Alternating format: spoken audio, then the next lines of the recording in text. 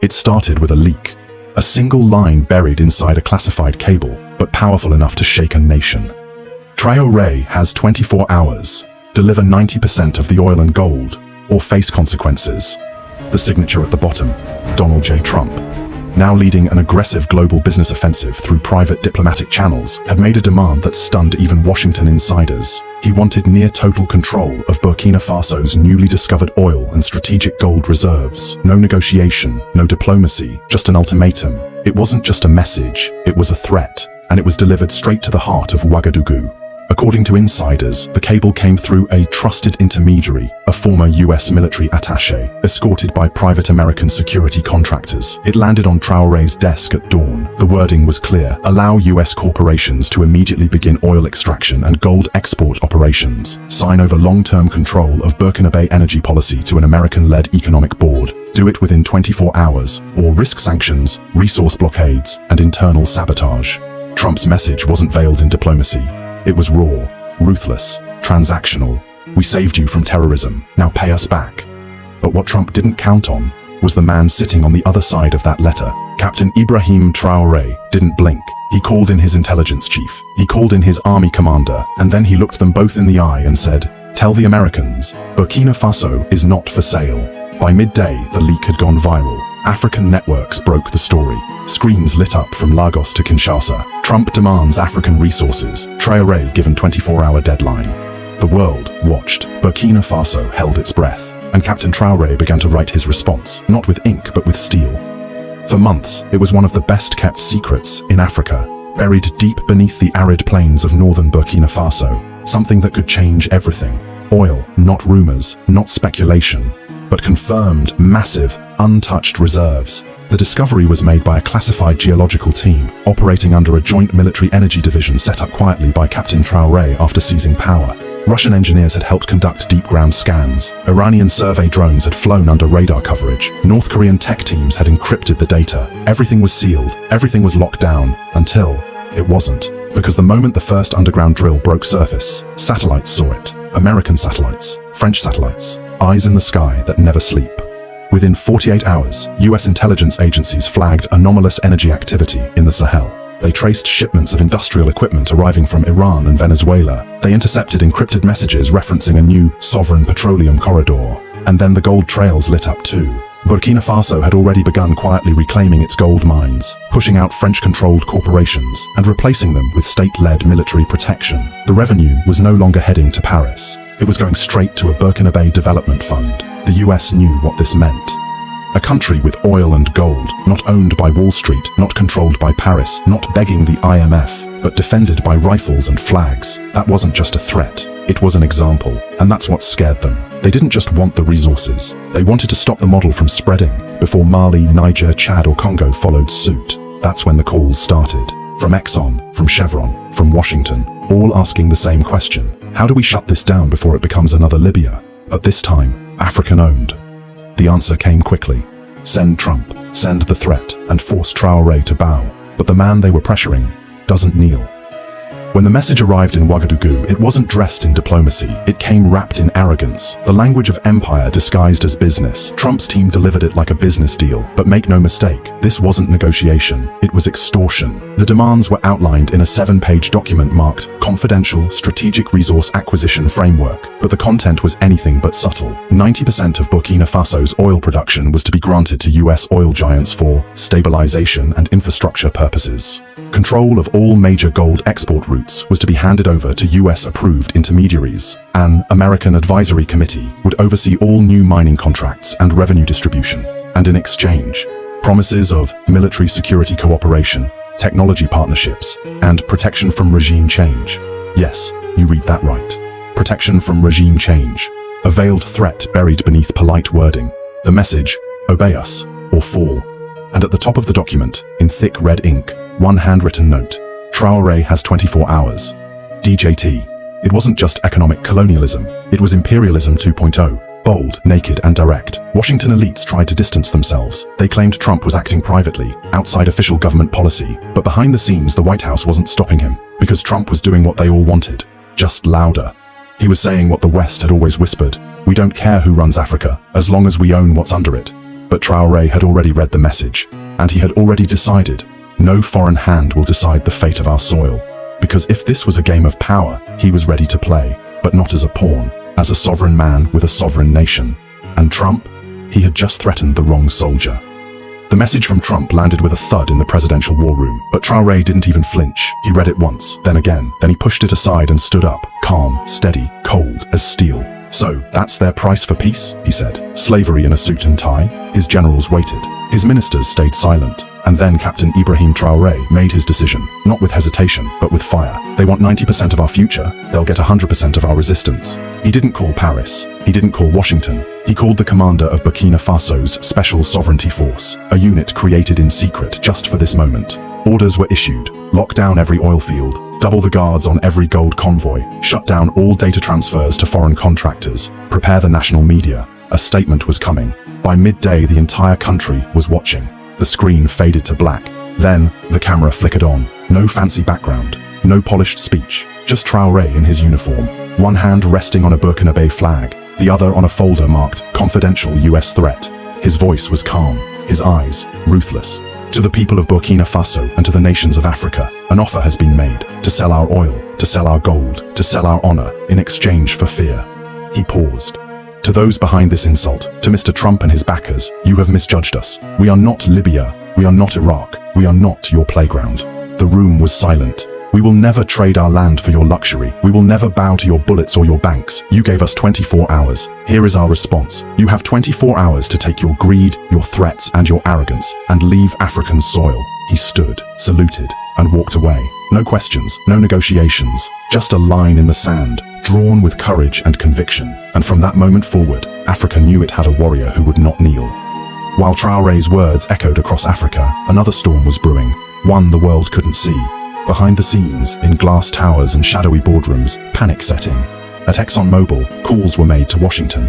At Halliburton, strategy teams scrambled, and inside Langley, Virginia, headquarters of the CIA, red alarms were flashing. Traoré didn't fold. He went public. We've got a problem. This wasn't just about Burkina Faso anymore. This was about a dangerous precedent, a sovereign African leader, backed by military power, defying the Western economic system, and surviving, and worse, being celebrated for it. So the pressure campaign intensified. CIA operatives increased their presence in West Africa. Surveillance drones flew tighter patterns over Burkina's oil and gold corridors. Fake social media accounts launched whisper campaigns against Traoré, calling him unstable, extreme, even mentally unfit. Private contractors from a notorious intelligence firm were reportedly spotted near the Ghana border, their mission, destabilization from within. Meanwhile, major Western media networks, suddenly aligned in message, began a new narrative. Burkina Faso's economic isolation could trigger a humanitarian crisis. Experts warn Traoré is leading his country into ruin. But inside Burkina Faso, the opposite was happening. More people lined up to volunteer for oil field security units. University students held teach-ins on sovereignty and resource justice. Women's groups delivered food and supplies to soldiers guarding gold mines. And every time a hit piece aired on CNN or BBC, Burkina Faso youth just laughed and reposted it with the caption, "If they hate him this much, he must be doing something right." Traoré knew the enemy wasn't just Trump. It was the system, the global network of banks, oil firms, intelligence agencies, and media empires that had looted Africa for a century. And now that machine was turning its full weight against one man. Because he had done the unthinkable, he said no, and meant it. Burkina Faso was under siege, politically, economically, and digitally, but Captain Ibrahim Traoré was not alone. Just days after his defiant rejection of Trump's demand, 3 military planes touched down in Ouagadougou. They carried no bombs, no weapons, just brothers. From Mali came Colonel Assimi Goïta, silent but firm. From Niger, General Abdourahmane Chiani, face set with fire. From Guinea, Colonel Mamadi Doumbouya, walking tall with zero apologies. They entered the presidential chamber together. No ties, no handlers, no foreign flags. And when they emerged, they stood at Traoré's side for the world to see. Then came the words that sent tremors across the continent. If you touch Burkina Faso, you touch all of us. It wasn't just rhetoric, it was a doctrine. The Sahel's answer to NATO, the AES shield. Within 24 hours, the 3 nations activated joint intelligence units. AES drones began patrols across Burkina's borders. Encrypted communications were shared between mining sites and allied command posts. The alliance was no longer theoretical, it was operational. Mali offered combat-tested advisors to defend oil installations. Niger provided desert logistics teams. Guinea pledged airspace clearance for any emergency supply routes. And they didn't stop there. AES media outlets launched a counter-narrative blitz, exposing Western manipulation, highlighting African resistance, and flooding the internet with one message: our resources, our future, our fight.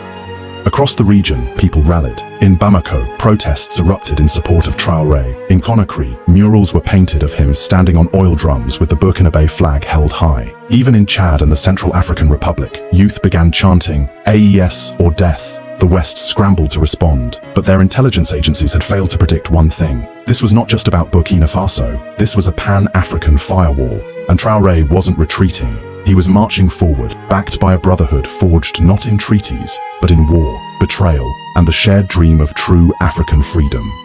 While Western powers fumed and plotted, two global giants were already moving, quietly, strategically, and without apology. China and Russia had entered the room, but not through loud threats or colonial arrogance. They came bearing tools, technology, and a message Traoré would never forget: you are not alone. Within 72 hours of the Trump ultimatum going public, a discreet Chinese delegation arrived in Ouagadougou. No press, no drama, just engineers, diplomats, and one bold offer: oil refining infrastructure, designed, delivered, and built in 90 days. Gold valuation systems that eliminate Western banks from the transaction chain. And most importantly, a currency bypass system using China's digital yuan, cutting out the CFA franc and the dollar completely.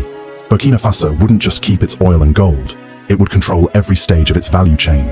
And the Russians, they weren't far behind. The next day, a Russian Ilyushin military jet landed at a secure base near Ouagadougou. It offloaded two things: advanced electronic warfare equipment, and dozens of unmarked crates labeled specialized defense assets. Translation: Burkina Faso's oil fields were now under the protection of Russian-grade anti-drone systems. Sources revealed that Wagner-affiliated specialists had been redeployed, not as mercenaries, but as strategic instructors, embedding directly into Burkina Faso defense units. And the best part? All of it, every deal, every radar system, every handshake, was done without a single IMF loan, no debt, no lectures, just sovereignty for sovereignty. The West was rattled. CNN called it a dangerous axis of support. The State Department accused Traoré of selling out to dictatorships. But the African people didn't care, because in Traoré they saw a leader who didn't bow. In China and Russia they saw tools to fight back. And in AES they saw a future without chains. The chessboard had shifted. Trump made his move. But now, Traoré had two powerful players on his side, and the empire's playbook was falling apart. By now, Traoré had done the unthinkable. He had defied a US ultimatum, exposed a global power play, and rallied China, Russia, and half of West Africa behind him. And in America, the media exploded. CNN flashed red banners. Burkina Faso threatens US strategic interests. Traoré aligns with Russia and China. Fox News went further. Traoré must be stopped. African strongman threatens Western energy security. Every panel was packed. Former CIA agents, oil executives, retired generals, all repeating one word like a drumbeat: dangerous. They painted Traoré as a madman, an extremist, a puppet of Putin, a new Gaddafi, but with TikTok. But on social media, they couldn't stop him. The hashtags began trending worldwide. José Traoré, the lion. Africa is not for sale. We're all Burkina. African creators flooded Instagram and YouTube with videos praising Traoré's courage. Even Black Americans began joining the wave. This man just told Trump over my dead body and lived to say it out loud. This is what real leadership looks like. Pay attention. Meanwhile, in Burkina Faso, the youth made their message clear. They took clips of CNN's fear-mongering and remixed them into protest songs. They wore t-shirts that read, "If CNN hates you, you're doing something right." Traoré was no longer just a national leader. He was a symbol, a lightning rod, a meme, a message, a movement. Even Time magazine couldn't ignore it. Their next digital cover: "The man America can't bully, inside Traoré's African uprising." But with fame came danger. The more visible Traoré became, the more threats emerged. Private intelligence firms ramped up digital attacks. Bots flooded social platforms with fake rumors. Whispers of regime change resurfaced in DC backrooms. But it didn't matter, because the people had seen the game, and Traoré had broken the script. He wasn't supposed to fight back. He wasn't supposed to survive. And he sure wasn't supposed to go viral. Yet, here he was. A 35-year-old soldier from Ouagadougou, trending harder than any Western president, armed with nothing but truth, grit, and oil. The clock was ticking. Second by second, the world watched. Would Traoré back down? Would he call Washington? Would he open the gates to US oil giants and beg for forgiveness? No. Instead, when the 24-hour deadline expired, Traoré doubled down. In the early hours of the morning, the National Assembly of Burkina Faso held an emergency vote, one kept completely secret from outside observers. By unanimous decision and under direct orders from the presidency, they passed a landmark resolution. All oil and gold reserves within Burkina Faso territory are hereby nationalized and permanently shielded from all foreign corporate ownership. The ink dried, the decree was signed, and within hours, every Western company still operating in the country received a clear notice. Pack your bags, you're done here. Gold mining licenses held by French and Canadian firms were revoked. A US-backed energy survey team was escorted to the border, and all foreign diplomatic envoys were informed. Burkina Faso's resources are not up for discussion, they are the property of its people. Then came the broadcast. Traoré appeared on national television, not in military fatigues, but in traditional Burkina Faso attire, calm, grounded, unshaken. "We have been exploited for generations," he said, "and now that we discover our wealth, they want it back. But I am not here to serve empires. I am here to serve a people who have suffered too long." He paused, then added, "Burkina Faso is not afraid, and I am not negotiating with thieves." Outside, the streets erupted with celebration. Drums, fireworks, dancers in the capital chanting, "He said no, he said no, he said no." Online, the energy surged again. Young Africans posted videos holding fuel, soil, and coins, whispering, "We protect what is ours." Trump's deadline had passed. The threat had failed. And Traoré, he hadn't just survived the storm, he'd rewritten the rules of the game. For 12 hours after Traoré's declaration, Washington went silent. No press release, no tweets, just whispers in military briefings and panic in oil boardrooms. Then, at exactly 7:42 a.m. Eastern Time, it came. A single tweet from Donald J. Trump, in all caps. "Traoré just made the biggest mistake of his life. Africa will pay for this." The internet exploded. Journalists scrambled for reaction. Pundits shouted over each other on cable news. Markets in New York wobbled as traders braced for escalation. But in Ouagadougou, Traoré was unmoved. When his advisors showed him the tweet, he reportedly laughed and said, "That's the sound of an empire losing control." Yet behind the scenes, the threat was real. Satellite activity over West Africa tripled. The US Navy moved 2 ships closer to the Gulf of Guinea, and AFRICOM quietly issued a bulletin warning of regional volatility. Burkina Faso's military went on full alert. Anti-air systems were activated, gold routes were locked down, and elite special forces units were deployed around oil sites and the capital. AES allies responded instantly. Mali sent armored vehicles across the border. Niger repositioned air defense radar to cover shared skies. Guinea announced a joint rapid response pact, pledging direct retaliation for any act of foreign aggression against Burkina Faso. Then, something unexpected happened. Across Africa, citizens, not governments, took action. In Nigeria, South Africa, Kenya, Senegal, thousands rallied in front of US embassies. They weren't just protesting, they were daring the empire to try. Signs read, "Touch Traoré, and you touch us all. Africa is not your minefield. Keep your democracy, we'll keep our dignity." Back in Washington, Trump was reportedly furious that his threats weren't working, and the final blow, a video posted by Traoré, just 43 seconds long, went viral globally. He looked directly into the camera and said, "This is not just about oil, this is not just about gold, this is about the soul of Africa, and I would rather die standing than live kneeling." The video was reposted 12 million times in under 24 hours. Even former African presidents began breaking silence, calling Traoré the beginning of a new generation. The world held its breath, but Africa began to breathe again.